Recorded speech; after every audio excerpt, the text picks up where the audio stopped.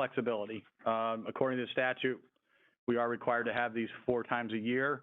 So we would have had to postpone it, and it made sense to just move it. And I thank Jason and Jeff and everybody for getting us set up over here and getting us in the door. So we really appreciate it. And this way, nobody has to come back till October.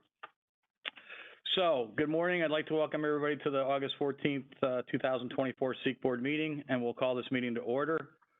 As this meeting is being recorded and for the benefit of those who have dialed in, when recognized by the chair or for any motions or seconds, please state your name prior to speaking. Please note that if you are dialed in, you may not make a motion, second a motion, nor vote on a motion. It is highly recommended that this meeting be in person whenever possible. Guests or person having relevant knowledge or information may attend and speak as part of the agenda upon acceptance of the meeting agenda by the board. All guests must be recognized by the chair before addressing the board or participating in discussion. I'm going to now ask Julie Schwartz to go ahead and do the roll call. Good morning. Mark Belcher. Here. Amanda Schultz. Here. Tim Morris. Here. Jeff Newting. Here. Stephanie Gomez. Here. Bob Terry. Here. Todd Murray.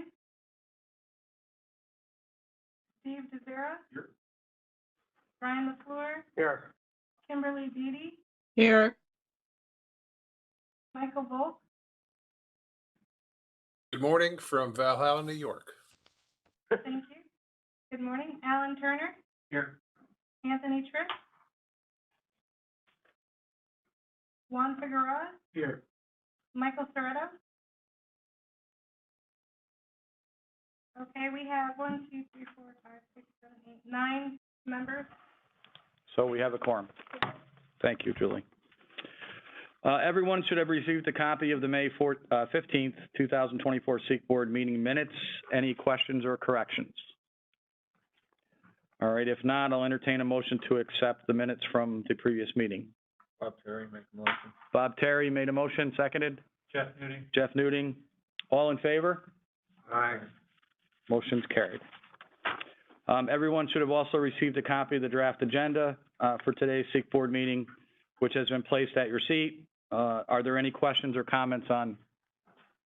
Unfortunately, your seat is over in building 7A, so I do have a copy of the agenda and we'll just follow along together. So, but I will need a motion to accept the draft agenda. We did send it out with all the invites, so you should have at least been able to see it. I'll make the motion. Motion by the sheriff. Second. Second, Mr. Morris. All in favor? Aye. Opposed? Carried. I don't know, are we able to pull up? Okay, good. So committee reports, 9-1 Advisory Committee, Mr. Alan Turner, Chair. Hello, everybody. Nothing different with the standards vote. Hopefully, we'll be able to proceed with that today. So I've had no other further comments from anybody, so I think we're set to go. Thank you, Alan. NG 911 Working Group, Amanda Schultz. So our NG 911 Working Group, we held a meeting on August 7th, a couple days ago, last week, whatever day it is today, a week ago. 16 people were in attendance, so we were very happy about that. We reviewed the purpose of our request for information, which I'll talk about later in some slides. Gave a brief overview of the responses, and then we discussed the NG 911 assessment that was done by NICETEC and MCP, which I'll discuss further in a couple of slides. We have reached out to the New York State 911 Coordinators Association to have a roundtable discussion with stakeholders in the 911 community in regards to the strategic plan and how to move forward, because we need their input. So we're going to be doing that at the October conference, 911 conference. And our next meeting is for Next Gen 911 Working Group is October 9th, 2024.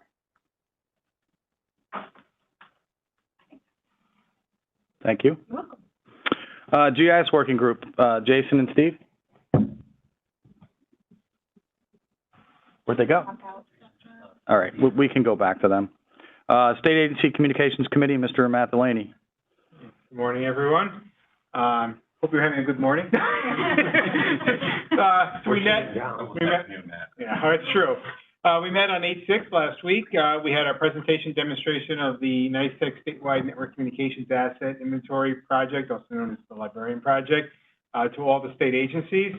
We did a roundtable discussion of the agencies for updates. We have one agency that has a new radio system nearing their procurement award, and another agency is working on developing an RFP, and we had a group discussion of some construction occurring at a multi-agency shared tower site that they are the principal agency on. What's that? Citizens Alerting Committee. Oh, Matt Delaney. I won't make another joke about the morning. So we met on 8/8. We briefed out on a recent call with FEMA and the IPAWS office on wireless emergency alerts, and specifically the recent uses of what we have, wireless emergency alerts. We had several in New York this spring. We had we actually had several the day of the earthquake that happened. Both New York State and New York City sent some. The solar eclipse on April 8th, there was a planned WIA for those entering a certain area of the Adirondacks regarding parking and traffic. And then there was one that was not intended for us, but many people in New York received. Massachusetts had a statewide 911 system issue, and they sent a wireless emergency alert. There were many people in New York that received that wireless emergency alert, even though it was not targeted for New York. The message also did not say it was Massachusetts' system, so there was initially some confusion. New York did send a follow-up message to the border counties just to confirm what it was. It turns out the issue was related to one of the carriers and their software dealing with statewide alerts, because Massachusetts sent as an entire state alert, which is a little unusual for how wireless emergency alerts usually are sent, are very targeted to a specific area. We also discussed the ones from the solar eclipse and the earthquake. There were some challenges seen with receipt of alerts or duplicate alerts by the members of the public, and including a lot of people involved in public safety who reported detailed analysis of what they saw. So IPAWS and the carriers are just looking at what happened there, why some phones did not alert during those messages. But it's important just to remember, you always have multiple ways of alerting. Don't rely on any one alerting method to alert the public, because there always could be system problems, but not everybody necessarily has a cell phone, not necessarily everybody has their radio turned on. So it's just good to have a variety of methods. Rather, the public, if it's a true emergency message, receive the message, in multiple ways and not receive it at all. We also discussed the FCC test report for the October 2023 EAS and WEA test. New York EAS success numbers were good. This is where the broadcast stations receive the alert and then retransmit it.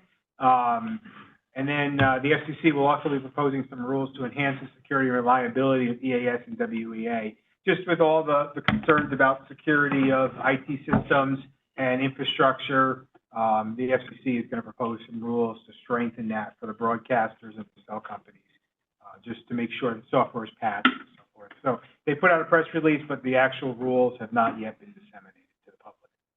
Go ahead for that. Okay. You want to back up to the GIS, please? Jason, are you all set? I'm good. All right. Thanks again. Okay. So we've had 3 meetings since the last SIEC meeting, currently 32 active members. We average about 13 members per meeting, sometimes more, sometimes less. We do now have a dedicated secretary, which we were asked to have by the chair. Continued good exchange of information regarding public safety and GIS. A lot of, it's a good group to share issues and solutions. NICEC introduced mission critical partners to the group in support of the plan. The New York State presence, including the Next Gen Working Group and the Citizens Alerting Committee, as well as representatives from the SAM team for streets and addressing, is good information for the members. So recently we discussed the plan, including the RFI and readiness survey.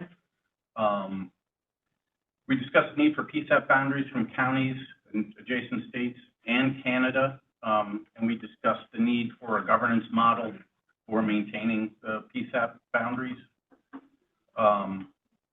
Streets and Address Program, the SAM program, though, through ITS is a good way for counties now to begin to address next-gen 911 readiness. If you're not already actively contributing to the SAM program, please do.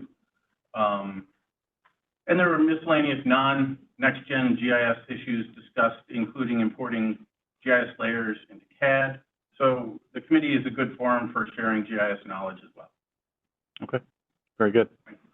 So take back to the counties that start working with the SAM project, because we really need to start looking at that. GIS is probably one of, if not the most important part of this NG project. So thank you for that. Any questions for any of the committees or working groups? All right, I'll entertain a motion to accept the committee reports. So moved. Motion Brian LaFleur, seconded. Bob Terry? Bob Terry, all in favor? All in favor? Aye. Aye. All right. Opposed? Carried. Okay, program updates. Phil, want to talk about the grants? So currently, we're still reviewing the 2024 and 25 SIEC targeted. The 24 PSAP and SIG formula are being reviewed. Quite a few changes this last round, and we've asked for quite a bit of information. We're still going through that. And the 25 SIG targeted is still going through its process for future releases. If you do have any questions on your grants, please direct them to the grant representative. If they're not able to assist you, they'll either forward it to us, or if you're not able to get a response, please let us know, and we'll do our best to assist you. Okay, thank you, Phil. Commune program, Julie? Morning. So as you can see, our program schedule is listed on the board above, and we are still doing regional requests. So if you have any regional requests, you can add that for the upcoming year. The 2025 calendar will be coming out after December, when we have our final meeting. I'm sorry. And if you have any regional requests, please submit them to the OIEC training mailbox. And if you would please continue to share our commune program and efforts to promote the program, we would appreciate that. Thank you.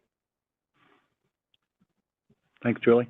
And thank you to Julie for getting us all this material and everything from Teams over to Jason and Jeff to get stuff done. So. And I did forget, we currently are updating our instructor cadre. So we do currently have 4 individuals that are authorized as INT instructors. And we're moving into radio operator course instructors. Brian LaFleur actually just got added as a course instructor for radio operator.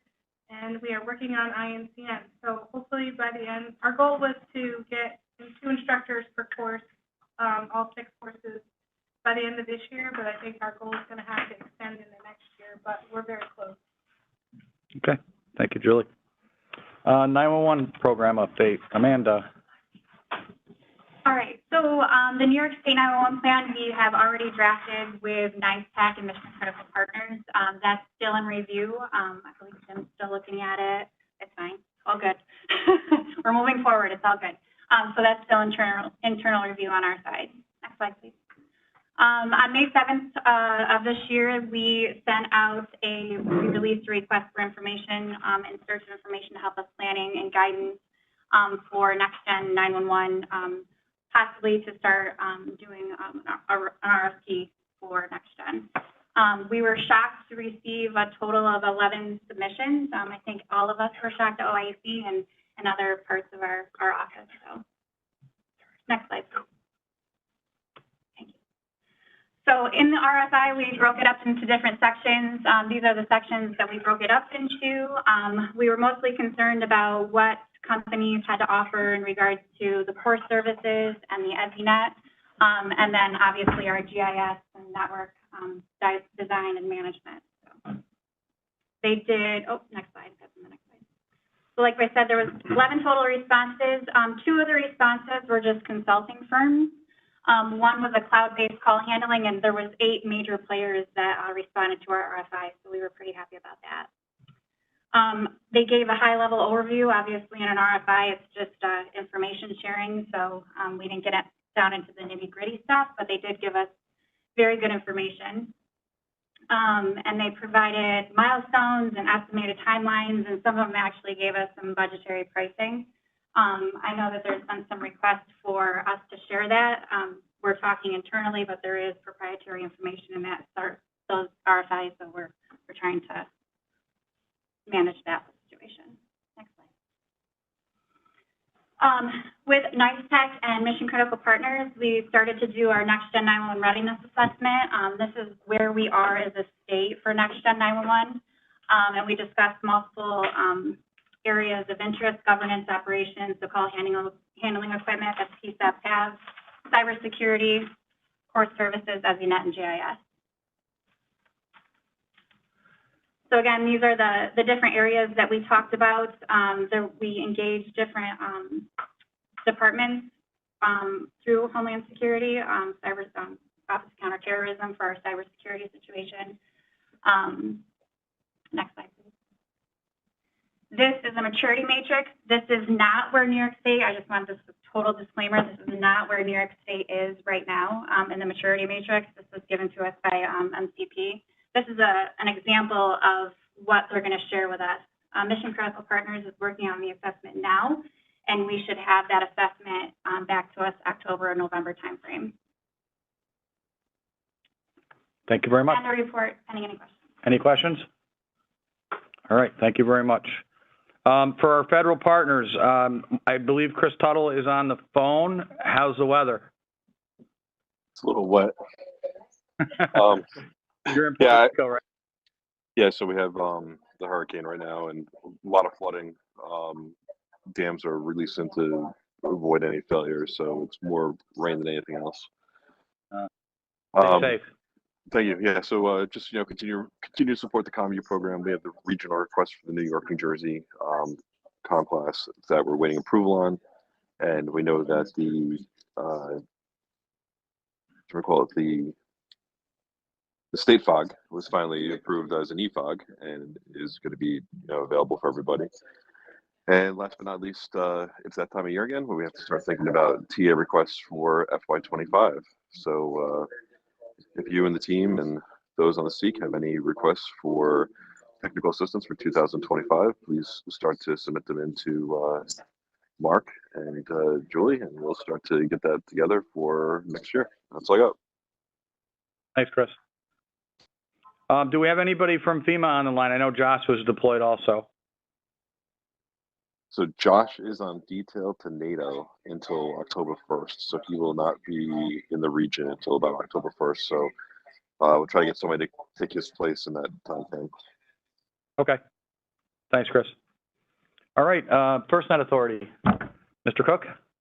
So as most of you know, the authority is a department within U.S. Commerce, and we have staff mostly with former or current emergency responders. We got a big sprinkling of telecom experts in there too. So we have put together an emergency management resource guide. Go to the next slide, Matt. It's a guide that will help you, regardless of who your vendor is, through emergency planning and broadband preparedness. So I'd encourage you to download it. There is a lot in there about FirstNet services and resources, but there's also a lot in how you can back up your broadband during emergency planning for either an emergency event or a pre-planned event such as a fair or some kind of large capacity event, and how to deal with those things. My contact information, those QR codes are up there, and Mr. Director, do you mail these slides out to everybody? Do they get those codes? There is a copy of this in your folder in Building 7A. So when you go back over and grab your folder, hopefully when this is over, we'll be able to get back in there, or any personal belongings. There are copies. If anybody does need a copy, let us know, and we'll get you a copy. We'd love you to look at it, and if you have any suggestions, corrections, ideas, please let me know. Thank you. Thank you, sir. Additional reports, we'll move on to Mr. Smith from the consortium chair. Good morning, everyone. Or is it afternoon already? Oh, we're still in morning. All right, cool. C3 met last night in 7A. One majority of the consortiums were represented at a dialogue and updates on all the different efforts that are going on, and again, keep with the mission of the office. There's communication about different topics as far as participation and the importance of the consortiums, and we're going to be, I think Kevin secured us, 10 minutes or 15 minutes at the 911 Coordinators Conference. So there's been a lot of turnover with the consortiums and all the positions, so making sure everyone understands the importance of the consortium and the work that we do collectively, and as it relates to the grant funding as well, we want to make sure everybody's clear on that. Additionally, as with our continuance to try to formalize more of the efforts of the C3, small work group will get together with mission statements and goals and objectives, and also how we're going to move in this forward. Also, lastly, but important, last night they shared, the Central New York Consortium shared a document, which is a template for your consortium, sort of a guidance document. All the consortiums will look at, make sure we have some best practices incorporated at the local level, and our intent is to do the same at the state level with the C3. We got a lot of work going to be happening with Amanda and Mark, so we got to get organized so we can support them in their efforts. We appreciate it, and you guys. And will no longer be 3 to 5 years away. Okay. Thanks, Dana. All right, Mr. Kopstein, say it, or you might have to speak up. All right. Good morning, and I'm sorry I'm not there in person, but my chauffeur couldn't drive me today. Everybody. All right, we'll try to go through this quickly.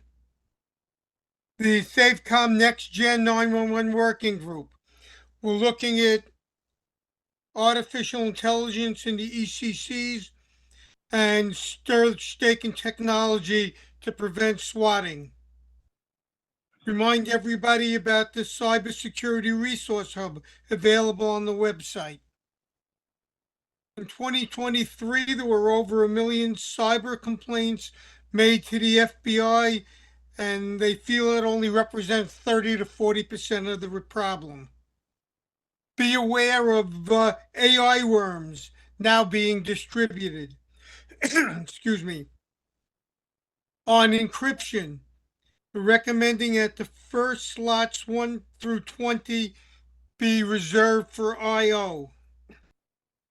We have a cross-border coordination going on with Canada on 700, 800 systems. Mr. Cook might want to comment on the Commerce IG report on FirstNet and AT&T. It's available online if anybody's interested. Document was published called A Guide to Getting Started with a Cyber Risk Assessment. Results of the survey that was done.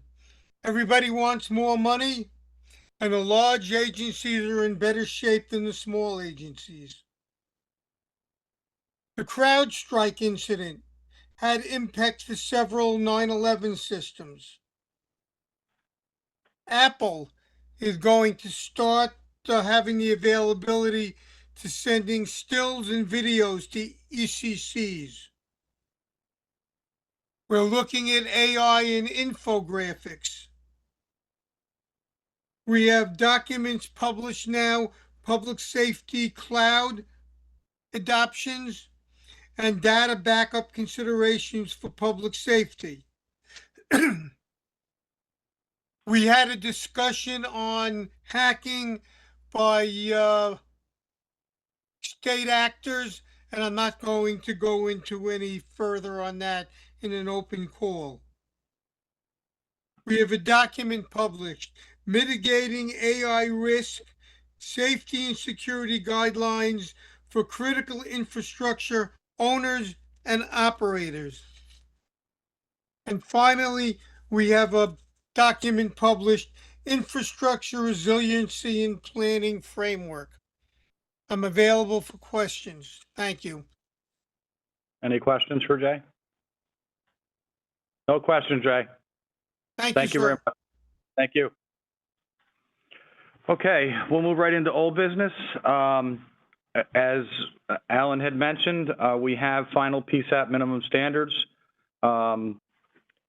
We are going to vote on them today. I have a resolution I'm going to read for that, if it's approved or denied at today's meeting. Prior to voting, I've asked our counsel, Jim Callahan, to just explain the process one more time for everybody once the vote on this updates and standards is complete.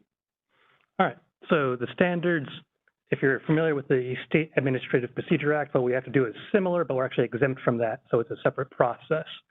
What we have now is a set of proposed new revised minimum standards, which you've all had a chance to review.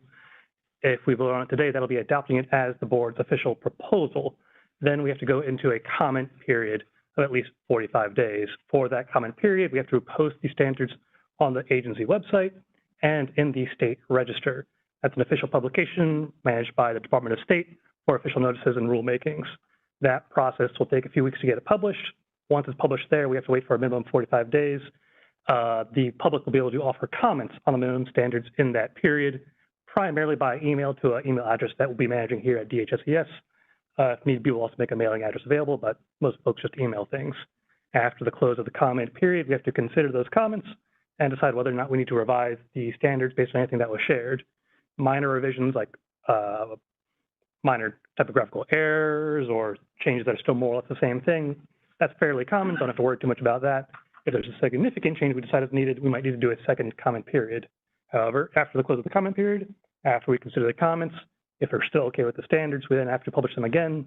We have to vote on them to adopt them as our final standards, publish them again on the agency website, in the state register. Once it's published in the state register, it'll become official and binding. Now, given the time periods involved in this for both publication and the comment period, it's not going to be ready by our next meeting in October, but there's a decent chance it'll be ready in time for our first meeting of the next year. Okay. Any questions? All right. Thank you very much, Jim. All right. So I'm going to read the resolution. So whereas the State of New York Interoperable and Emergency Communications Board, in accordance with County Law Article 6A, Section 328, is empowered to promulgate minimum standards for the operation of public safety answering points, and whereas in promulgating such standards, the board is required to examine national models of best practice, and whereas in consultation with the board's 911 Advisory Committee and the New York State Division of Homeland Security and Emergency Services, Office of Interoperable and Emergency Communication, revised minimum standards have been developed. Now, therefore, it be resolved that the board proposes an amendment to the minimum standards as set forth in the information notice attached to this resolution, and be it further resolved that the chair is authorized to take all further actions as may be necessary or required by law to effectuate this action. Any questions? Okay. I will entertain a motion to approve the resolution to update the PSAP minimum standards. I'll make the motion. Sheriff? Second. Second, Brian LaFleur. All those in favor? Aye. Opposed? Seeing none opposed? We're good. Any other old business? I will entertain a motion to accept old business. Motion, Alan Turner, seconded. Bob Terry, all those in favor? Aye. New business. What? No. New business. Due to the increased need for deployable assets from our wireless carrier partners, we have asked the major carriers to present at our quarterly SIEC board meeting what they have available to our communications community for both planned and unplanned events. These presentations will be for informational purposes only to aid in your situational awareness of existing resources. They will not be discussing any products or services they may offer. Verizon will be presenting at today's meeting, with AT&T FirstNet at October's meeting, and possibly T-Mobile at one of our meetings in 2025. They're also available to answer any questions any board members may have. With that, I will turn it over to Verizon for a presentation. Thank you for doing this.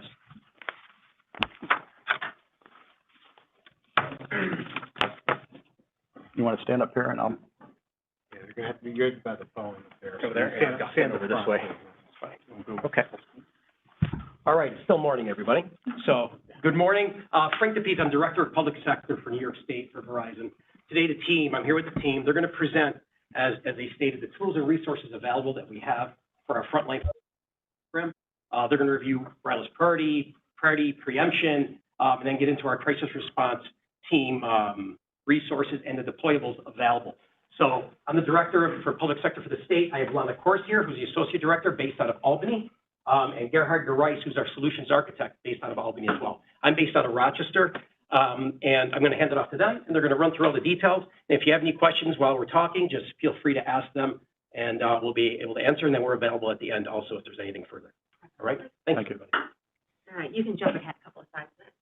Right here we start. All right, so Verizon Frontline. Verizon Frontline is basically our public safety grade services that are available to not only our Verizon wireless customers that are public safety agencies, but also a big part of that is our Verizon Frontline Crisis Response Team, which is what most important. I want to make sure that everyone leaves here with today is the information about that team. That team is available 24/7 to any public safety agency, no matter what your carrier is.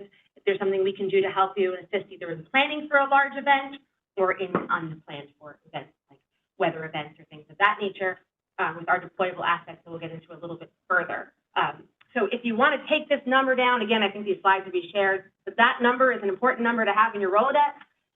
Many of you might have an account manager, you all actually, whether you are a customer of Verizon or not, have an assigned account manager from one of our teams across the state.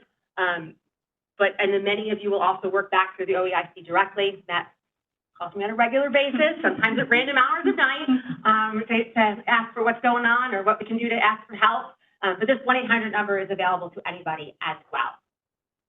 All right, Matt, you want to keep going? All right, so this one is like my information overload slide, and I'm not going to read all this stuff. There's a couple of quick things that I do want to call out.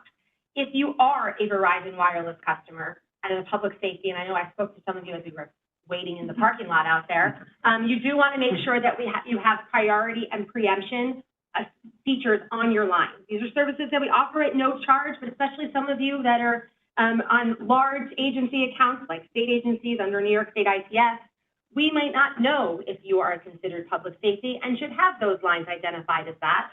And then you have an event and the network's congested and you don't have priority and you're not having the best experience.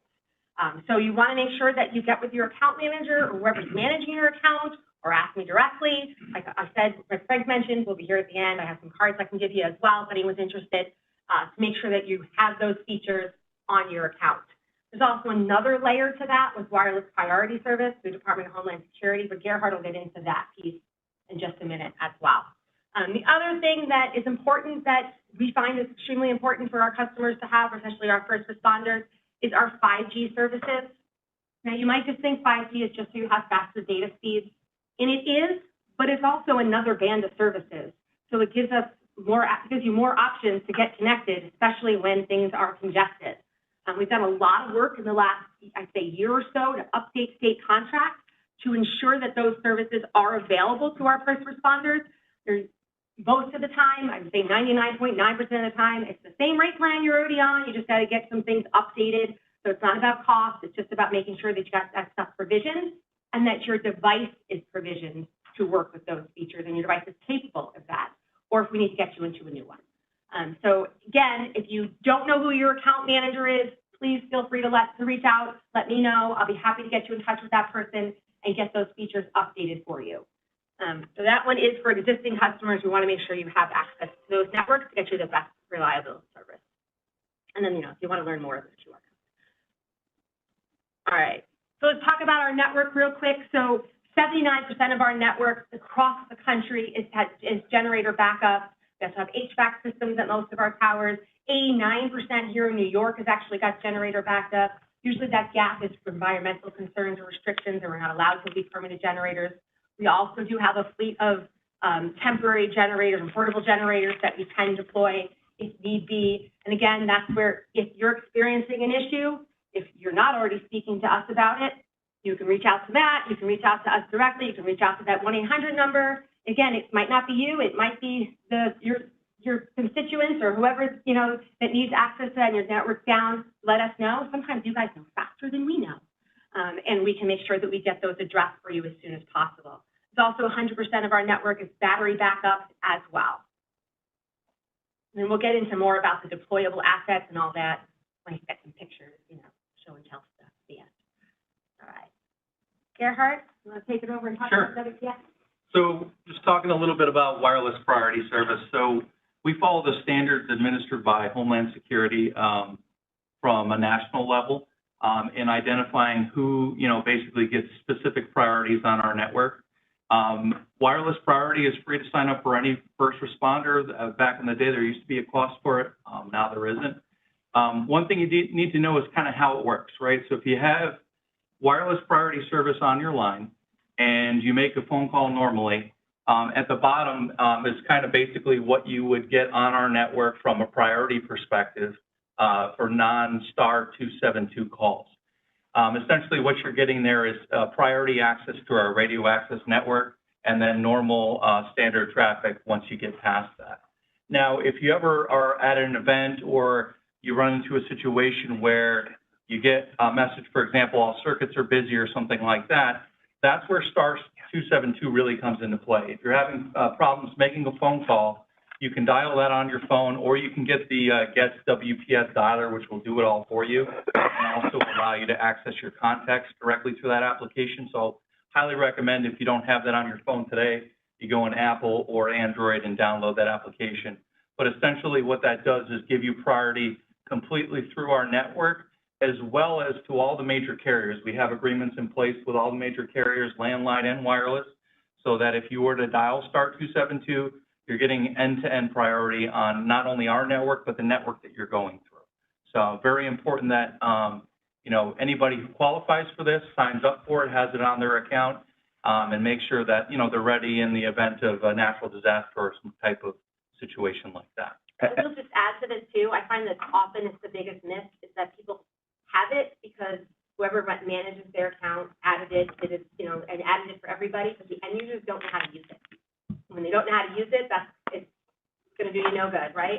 So I highly encourage you to share this information if you're not already using this within your agency, to make sure that that everybody has it set up. And I guess the app's the best because the app lets you access those contacts instead of dialing that star 272, and then you have to know the number you're calling. So get the app set up, and it does take about a week or so usually to see the turnaround time before it gets vetted through Federal Homeland Security and then back to Verizon on the back end to get put on your account. So again, you want to be proactive and do that and not wait till you have a problem and then try to get it added. And just so everybody's aware, Get WPS is for any provider, Correct. regardless. Yeah. Doesn't have to just be Verizon. Absolutely. Yep. Next slide, unless anybody has a question. All right, so in regards to data priority, so this is a service that we offer on our network, separate from what's administered by Homeland Security for data services on our network for, first responders and similar type agencies. And essentially what it does is give you that end-to-end priority, not only to the radio access network for your data transmission, but also past the radio access network through our core network and out to the public internet potentially, depending on, what applications that you're activating. So these are features that, like Lana said, that need to be on the account for you to be able to utilize the service. They're at no additional cost. So it's just a matter of making sure that if you have, a Verizon representative, you reach out to them or reach out to us, even if it's not us, we can get you to the right place and get those features on your account so that in the event you're at a, large gathering, whether it's a concert, you need to use applications for, certain, public safety applications, things like that. Your data is going to connect over a normal consumer that's trying to order pizza or post something on Facebook. And then next slide. So, and then in regard to basically add an extra layer to that cake, so you have priority for our data services, right? And then what we have also is available for first responders is preemption. And what that is essentially the ability to kick normal commercial users off of our network to allow a first responder to connect and use their applications, make phone calls, et cetera. So, again, it all comes back to making sure that you have those right features on your account so that, in the event that you're in a situation, whether it's a natural disaster or a large public gathering, you're able to essentially access those services and applications that you use for public safety. Questions on any of that so far?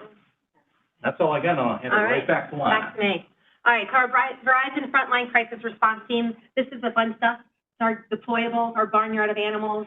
You've probably heard of cows and colts, and now we've got new ones like bisons and spots and things of that nature. I'll give you an example if you want to look to the next slide. These are some of the assets. There's a bunch of them, and I feel like every time I turn around, there's a new acronym of some new unit that's now available. But these are just some of the examples. I'll draw your attention to the one here in the middle. It's also actually a community connection center. I remember we rolled that out after Sandy, when we just needed a place for first responders to kind of get out of the heat, get into the get into the air conditioning, generator power, charge their devices up. And these are all services and things that will roll out free of charge to assist in events. We also do these to plan for large events that in advance that might be coming. So if you're planning a large event, I highly encourage you to let us know as soon as possible that you're working towards that. And that we worked on the eclipse, I think, for almost 2 years, World Game for years and years before that, I feel like, so that we can make sure that we have the right assets available to you and plan for those things accordingly. Just to give you some examples, SAC up in Saratoga has a deployable for the concert season to make sure to alleviate some of the congestion on the network up there. We've got a bunch of county fairs that we did in July that brought out some units. The Boilermaker in Utica, we brought out a unit, some large sporting events. So there's just examples of things that you guys might be planning, and you guys are planning the part of the public safety pieces to that. Let us know, and we can make sure that we're there to ensure that you have the best possible experience for your communication needs. And the most advanced notice that you can give us when those things are coming up. And we were in contact with a lot of you folks prior to those events already, some of the larger ones that we're aware of. But if there's something that we're not in contact with, please get us in as early as possible. We'll help with our network team and our frontline team to get that all squared away. And then our last slide is just one of our newer ones. This is just one of our newer assets. It's a little trailer pulled asset. It also has a satellite backhaul. You're seeing a lot more of our assets now are using satellite backhauls. And they're getting pretty creative to make sure that we can get into some really kind of small spots and make sure that we've always got the best available coverage for you. And that, I think, is all that we have for you today. Yeah. Any questions? Any questions, folks?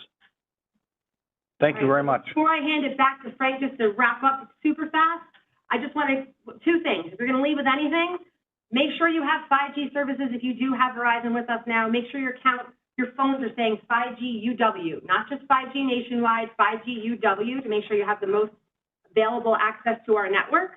If you don't, let us know and get everybody set up with wireless priority service and get the app loaded on your devices. Those are my 2 big takeaways for you. And keep that 1-800 number if you need help. So just really quick, we're going to be available after the meeting anyway.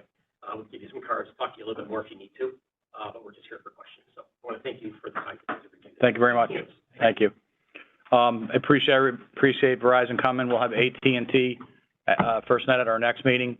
And this is a good way to see what they have available, because obviously when you go into an area, you're going to need multiple providers and you're going to need to know what they have available. So we felt this was a good way to everybody to see what's out there. So any questions?